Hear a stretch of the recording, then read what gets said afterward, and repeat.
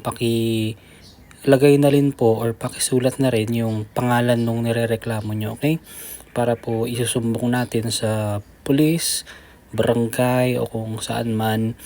Tapos papapuntahin po natin dito sa TV5 para ma-interview po kayo. Tsaka kasama po yung kaaway nyo or yung hindi nyo po kasundo. Sige, ganoon na lang po ha. Tatawag po ulit ako mamaya kapag na-confirm ko na po yung schedule nyo at para po mapag-usapan natin yan. Sige po, huwag po kayong mag-alala.